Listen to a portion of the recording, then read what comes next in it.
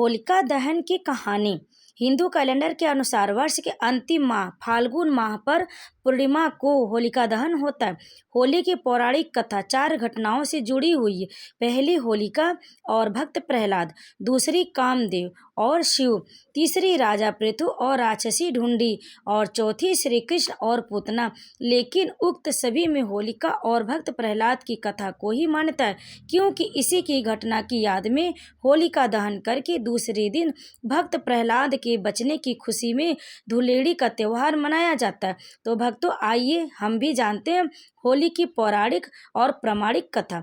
ऋषि कश्यप और अदिति के 2 बलशाली पुत्र हिरण्याक्ष और हिरण्यकश्यप थे और 2 पुत्रियां हिंसिका और होलिका थी। हिरण्याक्ष धरती को जल में डुबो दिया था, तो भगवान विष्णु ने वराह अवतार लेकर हिरण्याक्ष का वध किया था। सिंहिका को हनुमान जी ने लंका जाते वक्त रास्ते में मार दिया था। अब बचे हिरण्यकश्यप और होलिका, इन्हीं की है यह कथा। एक बार की बात है, त्रैलोक पर विजय प्राप्ति के लिए हिरण्यकश्यप ब्रह्मा की तपस्या में लीन था। असुर राज हिरण्यकश्यप की तपस्या से प्रसन्न होकर ब्रह्मा जी ने उसे वर मांगने के लिए कहा, तो उसने कहा कि अमरता का वरदान चाहिए।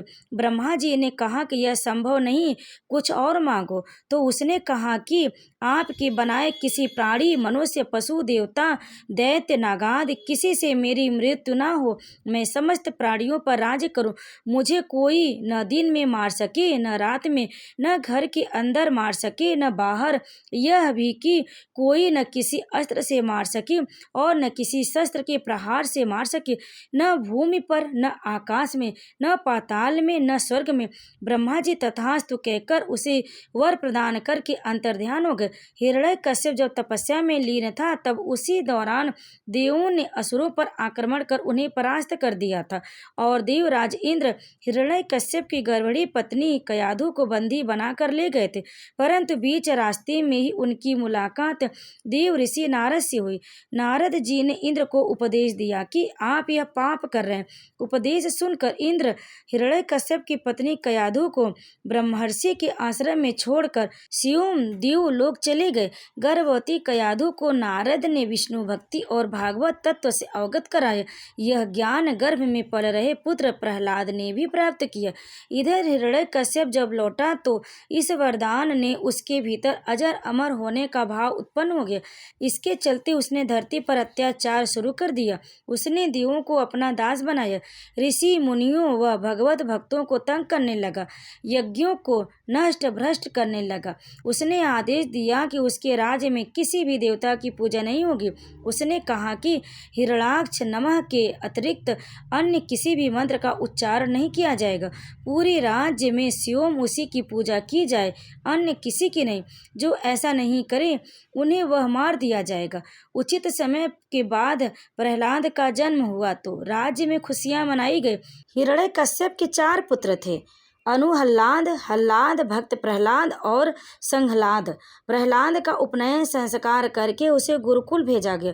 कुछ समय बाद हिरण्यकश्यप को यह जानने की उत्सुकता हुई कि गुरुकुल में मेरे पुत्र क्या सीख रहे हैं। उसने प्रहलाद को बुलाकर पूछा, तुमने गुरुकुल में क्या सीखा? प्रहलाद ने कहा कि भगवान विष्णु की 9 विध भक्त सीखी। अपने पुत्र के मुख से अपने शत्रु विष्णु का नाम सुनकर हिरण्यकश्यप क्रोधित हो गया। कई बार समझाने पर भी प्रहलाद ने विष्णु की पूजा पाठ बंद नहीं की, तो इससे क्रोधित होकर हिरण्यकश्यप ने अपने गुरु को बुलाकर कहा कि ऐसा कुछ करो कि यह विष्णु का नाम रटना बंद कर दे। गुरु ने बहुत कोशिश की, किंतु वे असफल रहे। तब असुर राज ने अपने पुत्र की हत्या का आदेश दे दिया। सैनिकों द्वारा उसे विष दिया गया, उस पर तलवार से प्रहार किया गया, विषधरों के सामने छोड़ा गया, हाथियों के पैरों तले कुचलवाना चाहा, पर्वत से नीचे फिकवाया। लेकिन श्री हरि विष्णु कृपा से प्रहलाद का बाल भी बाका नहीं हुआ। उल्लेखनीय है कि फाल्गुन शुक्ल सप्तमी को प्रहलाद को बंदी बनाकर पूरे 8 दिन तक त्रास दिया गया। हर तरह से मारने का प्रयास किया गया। हिरण्यकश्यप को चिंता होने लगी कि यह नहीं मरा तो लोग विष्णु की ही भक्ति करने लगेंगे। उसकी चिंता को देखकर उसकी बहन होलिका ने कहा कि आप चिंता न करें भैया, मुझे वरदान ब्रह्मा से वरदान प्राप्त है कि मैं किसी भी प्रकार से अग्नि में जल कर नहीं मर सकती हूँ। अग्नि में भी तो सभी भस्म हो ही जाते। तब हिरण्यकश्यप ने अपनी बहन होलिका से कहा कि तुम प्रहलाद को अपनी गोद में लेकर अग्नि में बैठ जाओ, जिससे वह जल कर भस्म हो जाएगा। होलिका को वरदान था कि उसे अग्नि तब तक कभी हानि नहीं पहुंचाएगी जब तक वह किसी सद्गति वाले मानव का अहित करने की न सोचे। होलिका यह बात भूल गई थी। वह अपने भाई की बात को मानकर अपने भतीजे प्रहलाद को गोदी में लेकर अग्नि में बैठ गई। उस दिन फाल्गुन माह की पूर्णिमा थी। सद्वृत्ति वाले प्रहलाद का अहित करने के प्रयास में होलिका तो स्वयं जल कर भस्म हो गई और प्रहलाद श्री हरि विष्णु का नाम जपते हुए अग्नि से बाहर आ गया। यह देख कर तो हिरण्यकश्यप और भी ज्यादा क्रोधित और चिंतित हो गया। इस घटना के बाद हिरण्यकश्यप ने प्रहलाद को एक खंभे से बांध दिया। फिर भरी सभा में प्रहलाद से पूछा, किसके बलबूते पर तू मेरी आज्ञा के विरुद्ध कार्य करता है? प्रहलाद ने कहा, आप अपना असुर स्वभाव छोड़ दें। सबके प्रति समता का भाव लाना ही भगवान की पूजा है। हिरण्यकश्यप ने क्रोध में कहा, तू मेरे सिवा किसी और को जगत का स्वामी बताता है। कहाँ है वह तेरा जगदीश्वर? क्या इस खंभे में है जिससे तू बंधा है?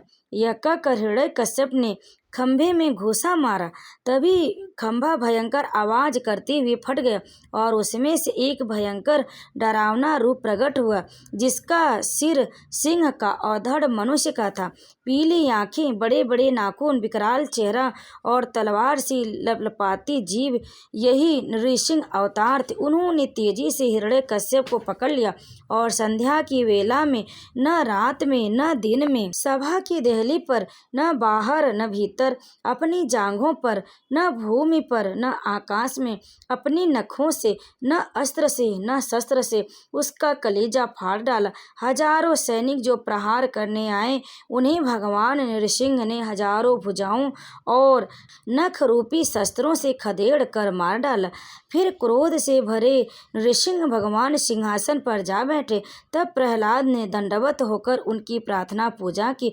प्रहलाद का राज तिलक करने के बाद नृसिंह भगवान चले गए। इस तरह नरसिंह भगवान ने हिरण्यकश्यप को न दिन में मारा, न रात में, न बाहर मारा, न अंदर, न जमीन पर मारा, न आसमान पर, और न अस्त्र से मारे न शस्त्र से। इस तरह ब्रह्मा जी के वरदान का मान भी रह गया। और इसके बाद प्रहलाद ने नरसिंह भगवान की प्रार्थना की, तब जाकर उनका क्रोध शांत हुआ।